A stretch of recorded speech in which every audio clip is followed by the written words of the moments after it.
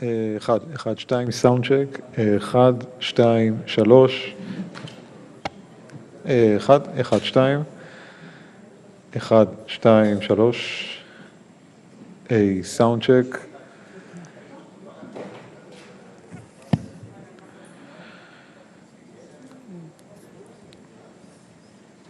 1, 2, 1,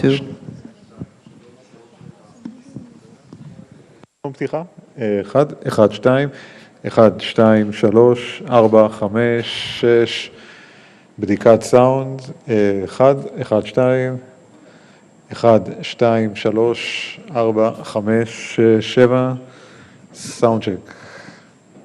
אוקיי. דנה, המיקרופון שלך, את יכולה לבדוק אותו רגע? 1, 2, 1, 2, 1, 2.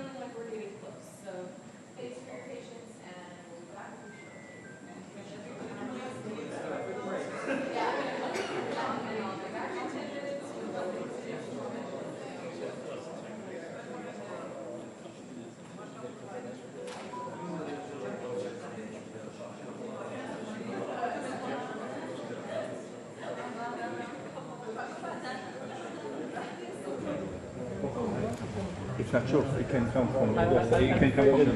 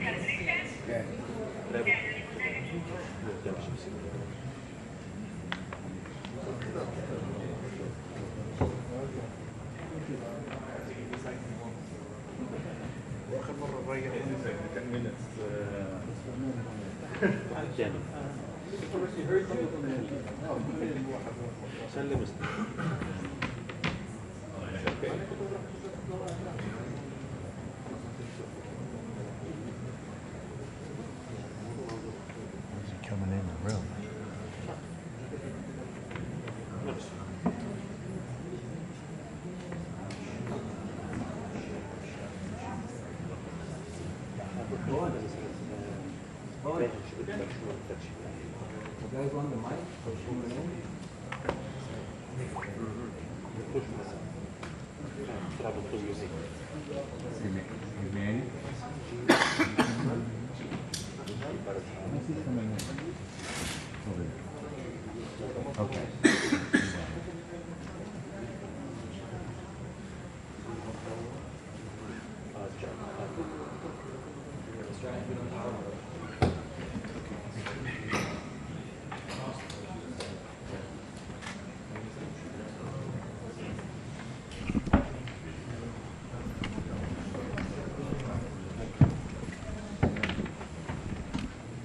יש לך מיקרופון, דנה?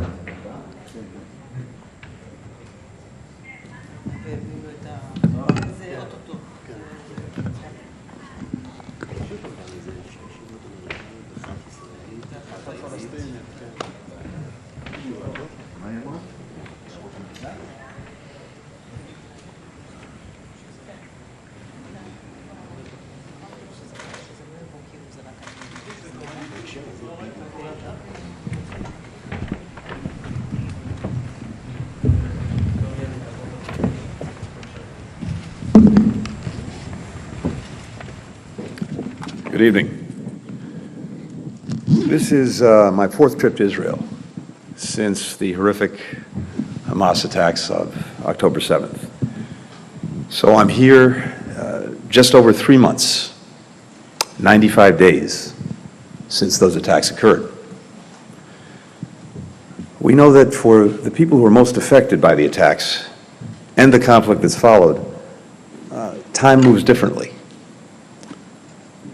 Immediately before this, I met with the families of hostages being held in Gaza and with hostages who have been released. Several of those families I've now met multiple times. For them, every day, every hour, every minute that they're separated from their loved ones is an eternity. Time feels different for families in Gaza as well, hundreds of thousands of whom are experiencing acute food insecurity. For the mother or father trying to find something to feed a hungry child, the passage of another day without food is excruciating. Time also feels different for Israelis and Palestinians whose innocent loved ones have been killed. For them, time often falls into before and after. The after filled with a loss that most of us will never know and cannot fully imagine. And those are just a few examples of how heavy these 95 days have felt and continue to feel for the people most affected by this conflict. This immense human toll is one of the many reasons that we continue to stand with Israel in ensuring that October 7th can never happen again. It's also why we're intensely focused on bringing the remaining hostages home, addressing the humanitarian crisis, and strengthening protection for civilians in Gaza, and preventing the conflict from spreading. And it's the reason we're working urgently to forge a path toward lasting peace and security in this region. We believe the submission against Israel to the International Court of Justice distracts the world from all of these important efforts. And moreover, the charge of genocide is meritless. It's particularly galling, given that those who are attacking Israel, Hamas, Hezbollah, the Houthis, as well as their supporter Iran, continue to openly call for the annihilation of Israel and the mass murder of Jews. On this trip, I came to Israel after meeting with the leaders of Turkey, Greece, Jordan, Qatar, the United Arab Emirates, Saudi Arabia. All of those leaders share our concern about the spread of the conflict. All of them are committed to using their influence, using the ties that they have to prevent it from escalating, to deter new from opening. In addition, all express grave concern about the dire humanitarian situation and the number of civilians killed in Gaza. We know that facing an enemy that embeds itself among civilians, who hides in and fires from schools, from hospitals, makes this incredibly challenging. But the daily toll on civilians in Gaza, particularly on children, is far too high. Important progress has been made in increasing the amount of aid getting into Gaza, including by opening Kerem Shalom. Nonetheless, 90% of Gaza's population continues to face acute food insecurity, according to the United Nations. For children, the effects of long periods without sufficient food can have lifelong consequences. As I underscored in our meetings today, more food, water, more medicine, other essential goods need to get into Gaza, and then once they're in Gaza, they need to get more effectively to the people who need them. And Israel needs to do everything it can to remove any obstacles from crossings to other parts of Gaza, improving deconfliction procedures to ensure that the aid can move safely and securely is a critical part of that. The United Nations is playing an indispensable role in addressing the immense humanitarian needs in Gaza. There is simply no alternative. UN personnel and other aid workers in Gaza are demonstrating extraordinary courage by continuing to provide life-saving services in what are extremely challenging conditions. I spoke last night with the UN's new senior humanitarian and reconstruction coordinator for Gaza, Sigrid Kaag, about all of these efforts that are underway. Now, Sigrid Kaag is someone I worked very closely with a few years ago when she led the UN mission that destroyed the Assad regime's chemical weapons in Syria. So I can say from experience, she has what it takes to get this job done. She has America's full support. She must have Israel's as well. Today we also discussed the phased transition of Israel's military campaign in Gaza. We continue to offer our best advice for how Israel can achieve its essential goal of ensuring that October 7th can never be repeated. And we believe Israel has achieved significant progress toward this fundamental objective. As Israel's campaign moves to a lower intensity phase in northern Gaza, and as the IDF scales down its forces there, we agreed today on a plan for the UN to carry out an assessment mission. It will determine what needs to be done to allow displaced Palestinians to return safely to homes in the north. Now, this is not going to happen overnight. There are serious security, infrastructure, and humanitarian challenges, but the mission will start a process that evaluates these obstacles and how they can be overcome. In today's meetings, I was also crystal clear. Palestinian civilians must be able to return home as soon as conditions allow. They must not be pressed to leave Gaza. As I told the Prime Minister, the United States unequivocally rejects any proposals advocating for the resettlement of Palestinians outside of Gaza. And the Prime Minister reaffirmed to me today that this is not the policy of Israel's government. We also spoke about the tensions on Israel's northern border with Lebanon, where Hezbollah continues to launch daily rocket attacks on Israel. As I told the War Cabinet and other senior officials, the United States stands with Israel in ensuring its northern border is secure. We're fully committed to working with Israel to find a diplomatic solution that avoids escalation and allows families to return to their homes, to live securely in northern Israel and also in southern Lebanon. Finally, we continue to discuss how to build a more durable peace and security for Israel within the region. As I told the Prime Minister, every partner that I met on this trip said that they're ready to support a lasting solution that ends the long-running cycle of violence and ensures Israel's security. But they underscored that this can only come through a regional approach that includes a pathway to a Palestinian state. These goals are attainable, but only if they're pursued together. This crisis has clarified you can't have one without the other, and you can't achieve either goal without an integrated regional approach. To make this possible, Israel must be a partner to Palestinian leaders who are willing to lead their people in living side by side in peace with Israel and as neighbors.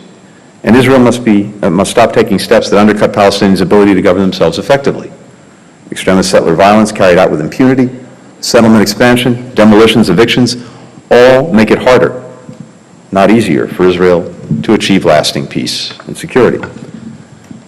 The Palestinian Authority also has a responsibility to reform itself, to improve its governance, issues I plan to raise with President Abbas, among others, when we meet tomorrow. If Israel wants its Arab neighbors to make the tough decisions necessary to help ensure its lasting security, Israeli leaders will have to make hard decisions themselves. When President Biden addressed the people of Israel days after the October 7th attack, he made a very simple pledge.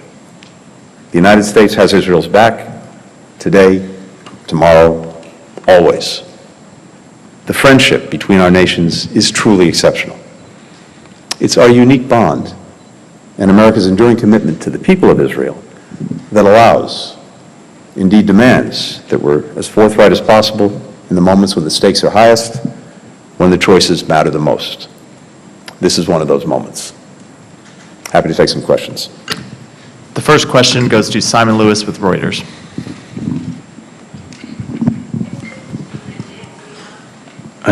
Thank you. Mr. Secretary, the future of the Gaza Strip has been a theme of your trip while you've been visiting regional countries.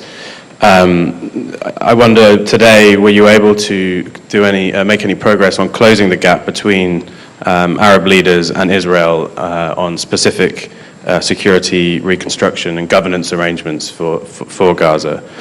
And you talked before leaving Saudi Arabia yesterday about the need for a practical pathway to a Palestinian state as part of any efforts towards regional integration. And obviously that's come up today in your meetings with the cabinet. Has Prime Minister Netanyahu changed his mind? Is he still opposed to the creation of a separate Palestinian state? Or have you managed to convince him or get any guarantees that this is something that can happen? So one of the things that I heard very clearly on this trip, and these two questions are actually joined, is many countries in the region are really prepared to invest in a number of ways, to invest when the conflict in Gaza is over, in its reconstruction, in its security, supporting Palestinians in their governance. But it is essential to them that there also be a clear pathway to the realization of Palestinian political rights and a Palestinian state. And I think the view that they've expressed is that critical to ending once and for all a cycle of violence that is only going to repeat itself at some point in the future is through the realization of Palestinian political rights. That was a very clear message that I heard everywhere I went, just as I heard again a commitment not only to be engaged in the future of Gaza, but also to take the steps necessary, make the commitments necessary, provide the assurances necessary to give Israel confidence in its security. And that's something that's new in recent years and very powerful, which is the willingness, the commitment of many neighboring countries, not only to live with Israel in peace, but also genuinely to have a region that's more integrated, in which everyone can feel secure, including Israel. So there's I think also here, a potentially powerful opportunity for the future. Now, very difficult to get there, hard to get there, hard decisions, hard choices need to be made in order to get there, but you can see that possibility. I'm not going to speak for the Prime Minister or anyone in the Israeli government about their views. I can just share our own and also share a little bit of what I heard from countries in the region. For the next question, Suleiman Masada with Con News. Thank you, Mr. Secretary, for taking questions. I'll do it very fast. The Israeli government is still refusing to transfer the PA's money, and the Minister of Finance, Smotrich, said yesterday there are 2 million Nazis in Gaza, and I won't give money to Nazis just like the U.S. won't give money to Al-Qaeda. I would like to have your comment on that. And the second question is, the cabinet said, the war cabinet said that they are refusing to let Gazans go back to North Gaza for now. Is that something that you agreed on with your Israeli counterparts? Yeah. Thank you very much. So First, with regard to the Palestinian Authority revenues, these are their revenues. They should have them. They should have them in order to be able to make sure that they can pay their people who are providing essential services, including doing essential work in the West Bank, the Palestinian Authority security forces, who are playing a very important role in trying to keep peace, security, stability in the West Bank, something that's profoundly in Israel's interest. So we believe that those revenues should be released to them. Again, their revenues and being used to do something that's important to Israel. And when it comes to the future governance of Gaza, when the conflict is over, of course people need to be paid. They need to be able to do the work necessary to administer Gaza, to do the other things that will be critical once the conflict ends. In terms of Palestinians and moving back north in Gaza, as I spoke to earlier, we have an agreement that the UN will now conduct an assessment to determine the conditions necessary for people to be able to move back home. There are a lot of really challenging and important issues to deal with, including things like unexploded ordnance and booby traps and other explosives that have been left by Hamas, infrastructure questions, proper support. All of those things are going to be evaluated by the United Nations pursuant to this agreement. And then, as soon as conditions allow, we want to see people be able to move back to their homes. And we've been very clear about the necessity of doing that when conditions allow, and making sure that if people want to go back, they can go back. Will Malden with the Wall Street Journal. Thank you so much. I just wanted to ask about, we've heard some voices among Israeli political leaders talking about the threat of Iran in the region, and of course its proxies, Hezbollah and the Houthis, have been active in and around this conflict. But you're bringing a message to the region of de-escalation. Was your message of de-escalation heard and agreed with when you spoke to your Israeli counterparts and political leaders today? Or, you know, we certainly haven't seen that. In the last few days, there have been strikes on Hezbollah that would appear to be an escalation. Do you support that? And is the U.S. and its partners, are they prepared to take a strike against the Houthis because of their continued action in and around the Red Sea? Thank you. Thanks, Will. One thing that we've heard clearly, every place we've gone, including in Israel, is that escalation is in no one's interest. No one's seeking it. No one wants to see other fronts opened in this conflict. And more than that, as I've already shared, we have countries around the region that are using their relationships, using their influence to try to make sure that that doesn't happen.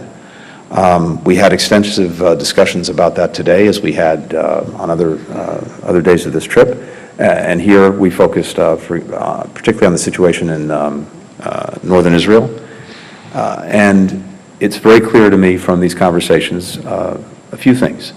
First, we strongly support the proposition that Israelis need to know security so that they can return to their homes in northern Israel. 80,000 or so Israelis have been forced from their homes because of insecurity coming from southern Lebanon, the rocket attacks, other threats posed by Hezbollah. Equally, we believe, and the government of Israel believes, that a diplomatic path is the best way to achieve that security. And that's exactly what we'll continue to pursue. That's what the government said today, and that's what we're focused on. More broadly, we have, you're right, a number of actions being taken by the Houthis, by other Iranian proxies in Iraq, in Syria, that threaten stability and threaten the potential for conflict. And we're determined, again, that we not see escalation, that we don't have the conflict spread, and we've made that very clear. But of course, if our personnel. If our forces are threatened or attacked, we'll take appropriate steps. We'll respond. We'll protect them. We've demonstrated that in the recent past, and we will again if we have to. We talked already about the threat that the Houthis are posing. That's a threat not to us, just to us or to Israel. It's a threat to the entire international community because they've been attacking shipping through the Red Sea that's vital to providing, it provides about 15% of global commerce every day. These attacks have had very, very negative effects for countries around the world in terms of forcing ships to route around the Red Sea, take longer routes, more expensive, more time, insurance rates goes up, prices for food, for medicine, for energy, for whatever's being shipped are going up. And more broadly, it's a threat to the principle of freedom of navigation that every country has a stake in. That's why more than 40 countries joined us in condemning the Houthi actions. That's why other countries have joined us in making clear that if this continues, there are going to be consequences. But no one was looking to create a conflict or to escalate a conflict. On the contrary, we're seeking to prevent that from happening. But we also have to uphold basic principles of international law, including freedom of navigation, and we have to make sure that our own personnel, when they're under threat, are being protected. You said there are going to be consequences. Does that mean there has been a decision by the U.S. or its partners to take action? Look, I'm not going to speculate on what will happen in the future. We just want to make clear that if these actions by the Houthis continues, there'll be consequences. I'm not going to say anything beyond that. For the final question, Waleed Al-Amari with Al Jazeera. Thank you, Walid Al-Omari, Al Jazeera Bureau Chief in Jerusalem. First, let me, Mr. Secretary of State Blinken, thank you for expressing your deep sadness about the tragedy of our dear colleague, Al Jazeera reporter in Gaza, Wael Dahdouh. Wael has lost his wife and 3 sons and his grandchildren in an Israeli bombardment of the house where they were fled from the center of Gaza City and displaced to the southern Gaza Strip on 25th of October. 2 days ago or 3 days ago, he lost his eldest son, Hamza, who was a journalist in Al Jazeera media network and was killed in an Israeli airstrike that hit a civilian car in Rafah. 110 Palestinian journalists were killed so far by Israeli army in Gaza during the war. More than 20,000 civilians were killed and tens of thousands were injured and hundreds of thousands were displaced from their homes that no longer exist. The situation of the Israeli citizens is also difficult. Tens of thousands were displaced from the Gaza envelope and the borderline with Lebanon, and hundreds of civilians were killed in the Hamas attack on the 7th of October. And there are many prisoners and hostages from both sides, as you know. My question, why do you, as a superpower and as leading force in the international community, not oblige the parties and especially the Israeli government to cease fire in Gaza and respect the United Nations resolutions and dedicated the peaceful solution instead of both sides continuing wash blood by more blood? My second question is related to the matter of normalization. Is the USA really busy with the matter, and do you think, Mr. Blinken, that the option exists, or is it just an attempt to escape from the solution of the Palestinian question and tempting Netanyahu, Prime Minister of Israel, to agree with the American position in order to change his extreme government? And what's about the rule of the 4 Arab nations or countries, as you mentioned before, in Gaza? It's just to contribute for the reconstruction, or they have political rule there? Good. Thank you. Thank you. Let me just say again at the outset,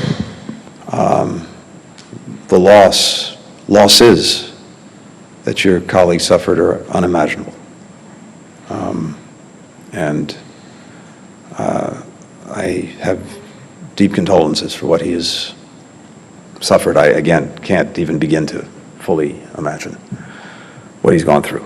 And as I said again the other day, to the journalists who've lost their lives or been injured in Gaza. We feel very strongly for them as well, and the essential work that they do is more vital than ever. We want this war to end as soon as possible. There's been far too much loss of life, far too much suffering. But it's vital that Israel achieve its very legitimate objectives of ensuring that October 7th can never happen again. And we believe they've made considerable progress toward that goal. At the same time, I think it's very important to remember that everyone has choices to make, and that includes Hamas.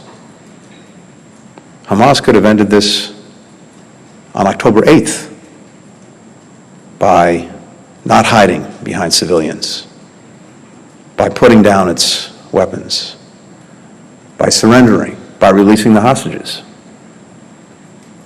None of the suffering would have happened if Hamas did what it did on October 7th, and had it made different decisions thereafter.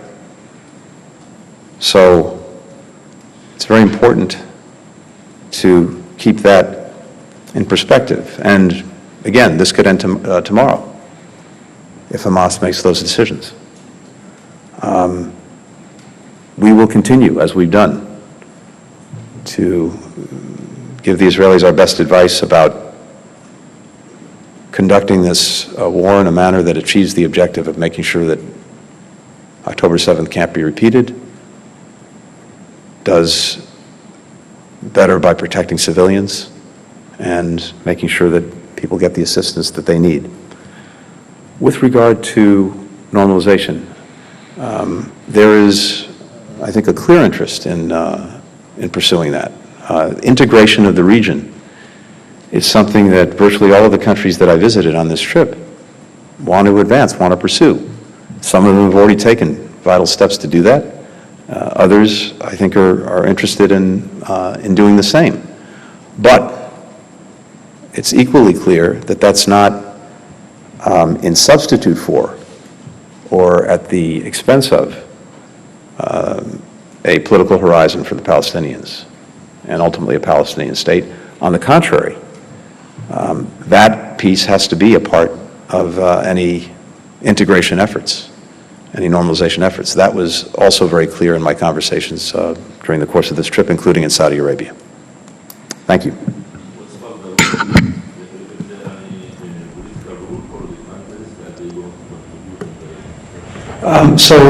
Again, I think these things are somewhat joined. It's clear that, as I mentioned before, most of the countries I visited are really prepared to, I think, support Gaza in the future, to support all the efforts that are necessary, and to support